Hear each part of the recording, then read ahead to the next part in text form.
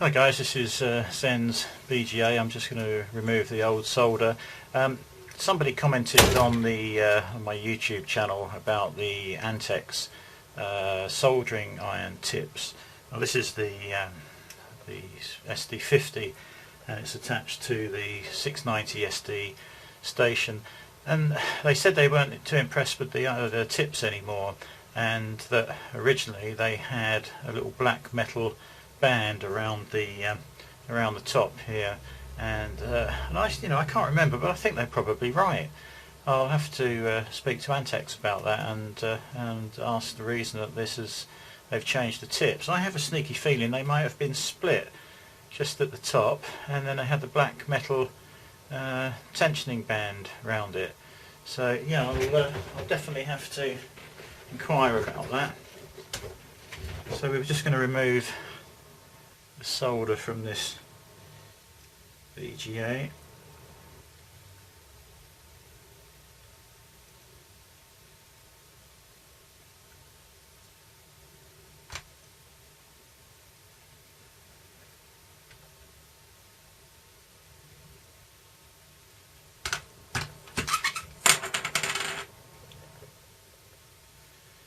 As I said on the other video, I'm not sure that this is going to be very successful or not, but there's no other choice,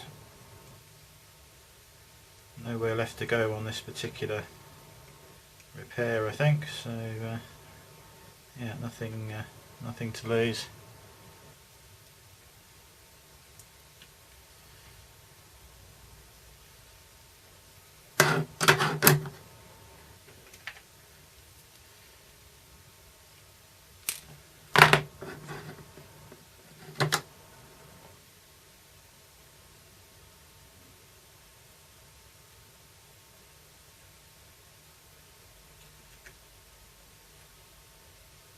Just got this sort of chisel tip on today, and it's up at 350.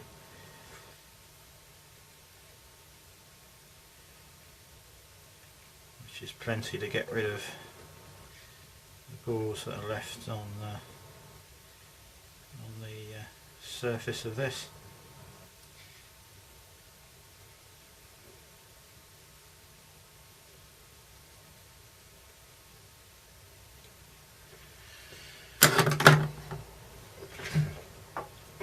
And wipe this off with some flux remover. As you can see, this rubber mat doesn't like the heat much, but it's the best thing I've got for holding these chips still, I think, at the moment. Just give that a spray. You see a lot of the residue just comes straight off, and then we'll just wipe that around.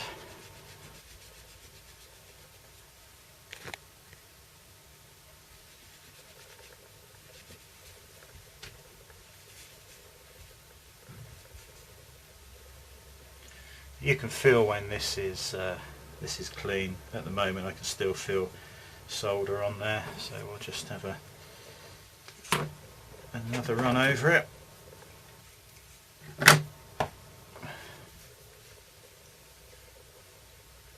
See if I can leave it on the cloth this time as well.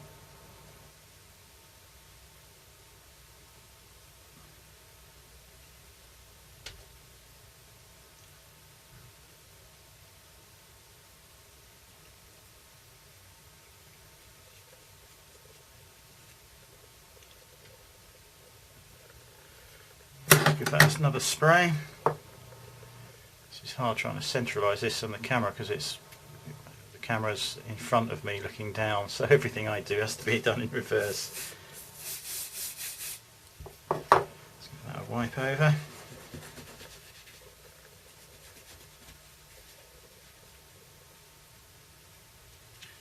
You can see the pads that looked pretty bad in the other film, in the other clip, because they're the ones that look dark now. Let's see if I can point these out. Yeah, there and here, and go up. You can see this area here, and then move this around because I've got the menu on the camera covering some of this up. Yeah, but you can see all the dark ones. These are the pads that are going to be an issue. Yeah, it's not bad, but still more to come off. Just going to put a little drop of liquid flux just onto this to help get this last bit of solder off.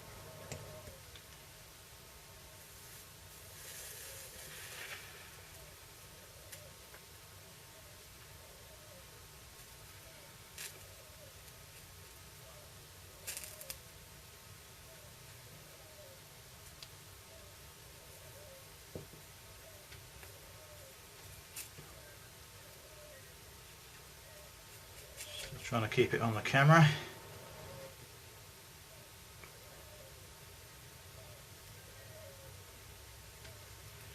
Just set that back up again.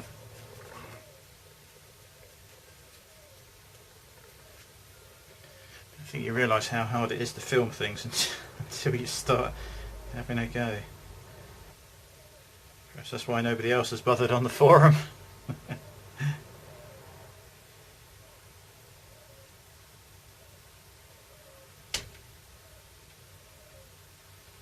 Right, so let's give that a clean.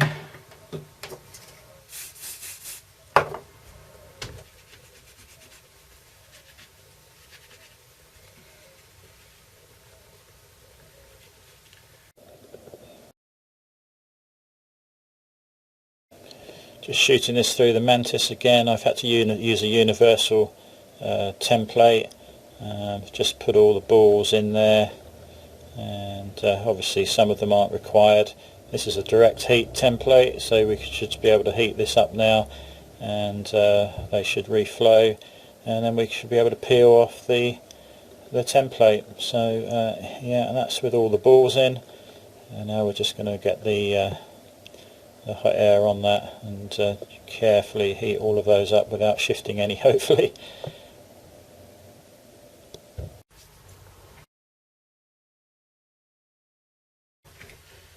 Right, just thought I'd record this. We just had a pretty interesting and spectacular failure. I carefully aligned the universal stencil, and under the mantis I put all the balls into place, absolutely no problems at all. Took about 15 minutes, and got the hot air gun with no nozzle, just on the minimum airflow and maximum temperature. And as soon as I brought the nozzle anywhere near this stencil warped. Now these are specifically direct heat stencils, and it's the first time that I've had that happen. However, you know, I was just hovering around the top of it, and instantly one end just bent up. So that probably might explain why these stencils were so cheap, considering how many I've got. Now the other way that you would have seen is to put the chip, I've actually got this chip stuck down with a couple of little glue dots on there, so I'm going to go for a different method this time. But normally the chip would be, you know, mounted in here, and the stencil is 90mm. Let me just zoom out a fraction. And the whole stencil would sit, you know, in this area, sandwiched between these two bits of aluminium.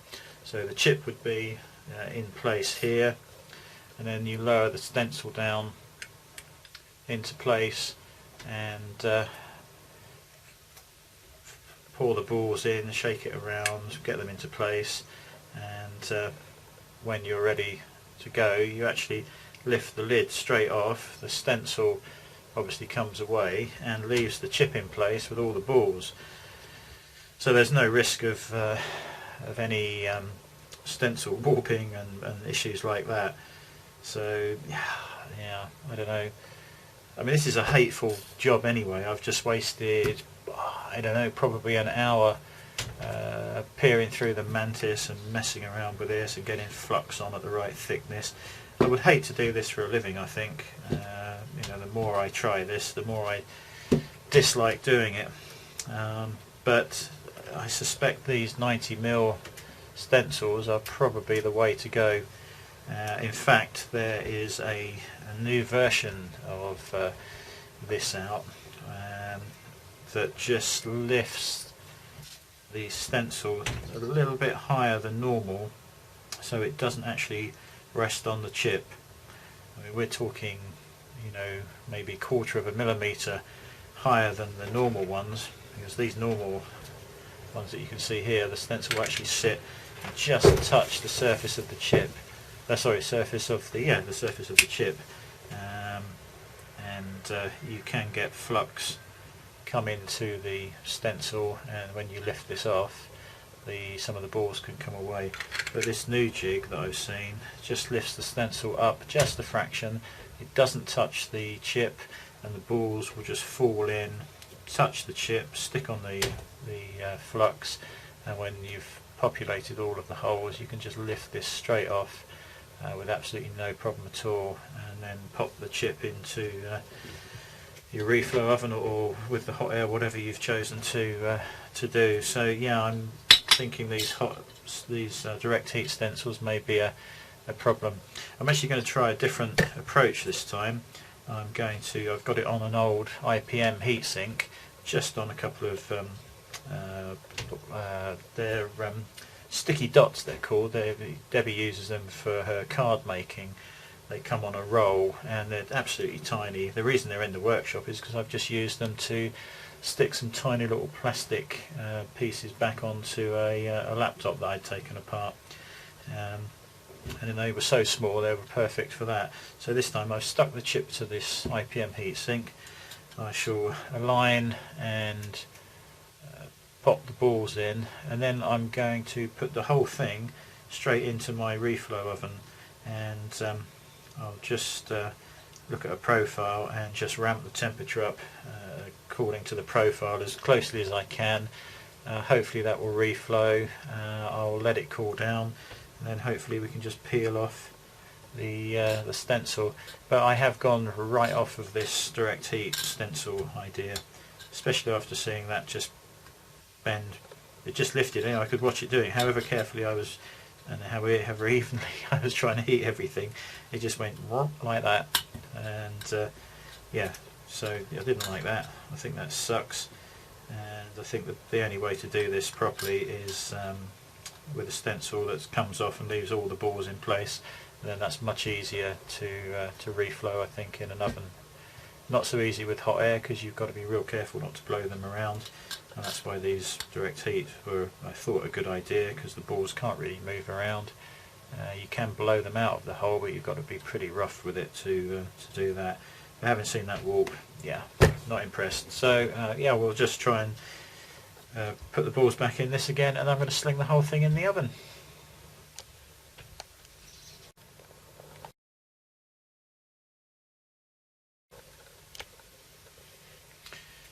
Right, that's it reballed again.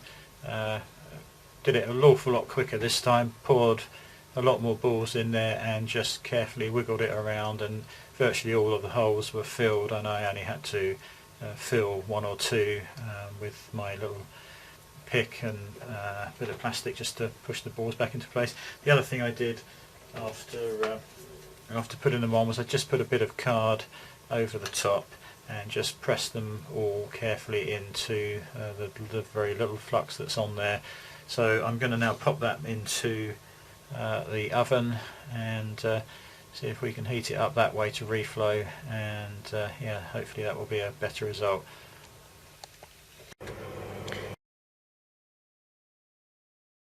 Yeah, hopefully you can see that clearly. That's just in the oven with a thermocouple right next to the chip. Just zoom out. We've got the temperature going up very slowly there. I've set this to 90 at the moment, and we'll just crank that up in stages as if we were following a profile, and hopefully we will get a better result this way.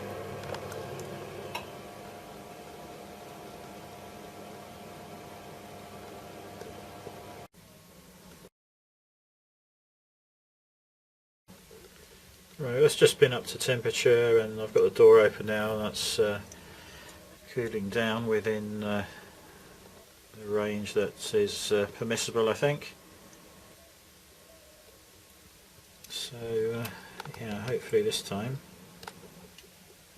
we'll have a better result. You can see the balls in that silver square. They're not actually required because I've had to use a universal template. The ones to the right there perhaps look like they haven't taken. But, again, I think this is an issue with direct heat templates, because if that ball is even slightly interrupted in falling onto the chip surface to bond by the stencil, then it's just going to sit there and not make contact. As I said earlier on, I was quite careful to push these balls into the BGA flux as much as I can, but you know, of course there's no weight behind them, so they're not going to be affected by gravity very much. So when that flux is molten, I don't really see any reason for them to drop down and bond to the chip. But yeah, well, that'll be interesting when that's cooled off. We'll have a look, and I can always reflow any that haven't taken with the hot air. But yeah, we'll see.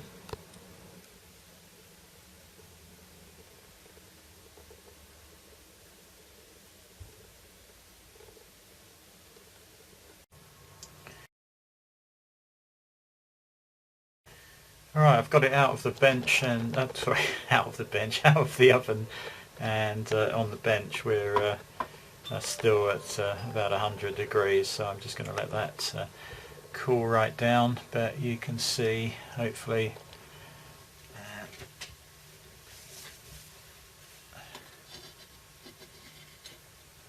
I mean, it looks like a lot of them have probably bonded okay. I'm going to have a closer look under the mantis when this has cooled down a little bit, and we can perhaps retouch any that with the hot air that haven't gone. And then the nasty bit of trying to prise the stencil up, and hoping that none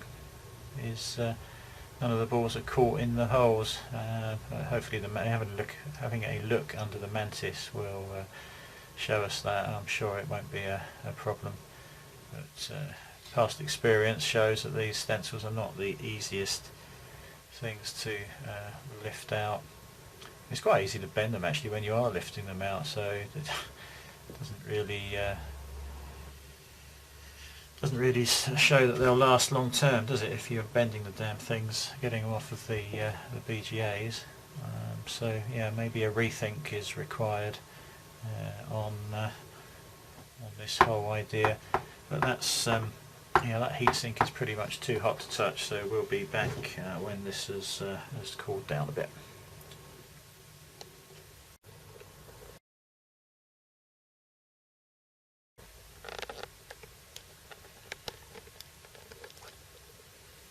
Alright, just back again with this. I've just started to lift up the stencil. I've sprayed it with sort of flux remover. I've just gone around the edges to loosen it up, and it is cool. It is coming away. Just going to take this closer to my eyes and away from the camera a sec.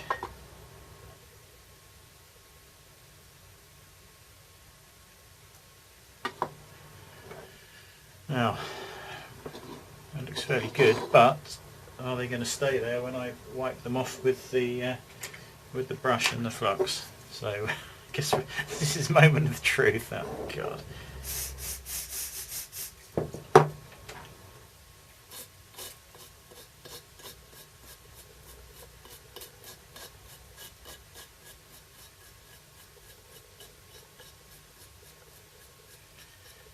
I can see already that there's a few not taken. Just going to take my glasses off, bring this closer up. Oh, actually,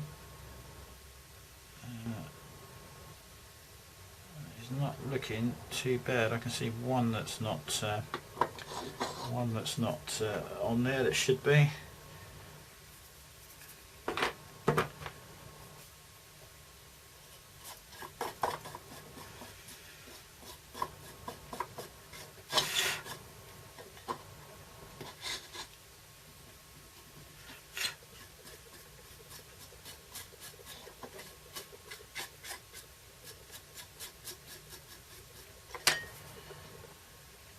Closer look.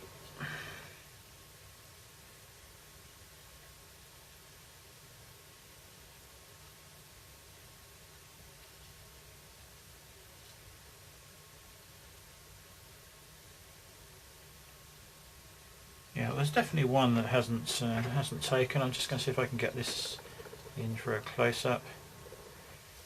Not sure we've got the macro set, but the one that's not taken is just in there.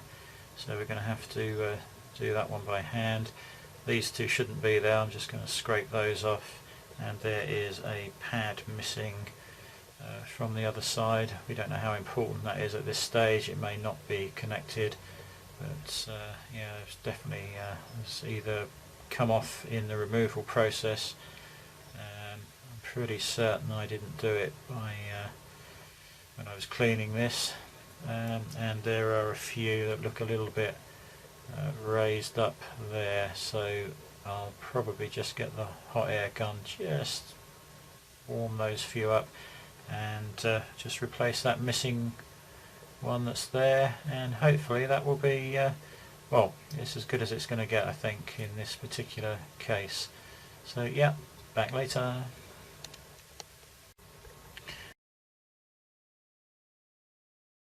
Just turn the macro back on. I'm hoping you'll be able to see that on there are 4 balls that haven't taken. Everything else looks good. There's that missing pad obviously over on the far left or right, depending on which way you're looking at this screen, and I can't tell at the moment. But yeah, I'm just going to pop a tiny little bit of flux on each of the 4 pads, pop a ball on there, and just reflow those, and then I think we'll be done with that. But yeah, 4 missing. Don't know whether it's an issue with the pad or whether they just didn't take because they weren't in close enough contact with the surface of the BGA. But yeah, not looking too bad, that one.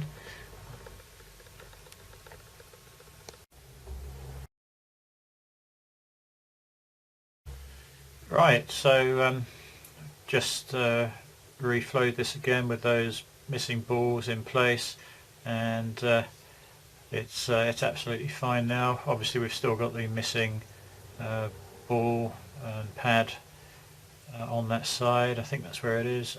Yeah, it's hard to see through the camera's small screen, but yeah, successfully reballed. I'll post this back to Zen now and let him refit it to the board. I don't know about this pad. I don't know whether that's come off in the removal of the BGA. I've certainly managed to tear a pad off from some of the test boards I did some months ago, or whether that's just a pad that's not used and is a bit fragile because it's not connected to anything else. So yeah, I don't know. We'll see. I'm sure Zen will report back and let us know whether this helped or not. I'm not massively confident because this had been reflowed with hot air a number of times, and really just reballing it as a bit of a last resort. Ideally a new chip could have been fitted, but I doubt that it's even available. It's a Samsung SDP 1004. Oops, and he drops it and ruins it. So yeah, I don't know. So that will go back in the post, and fingers crossed.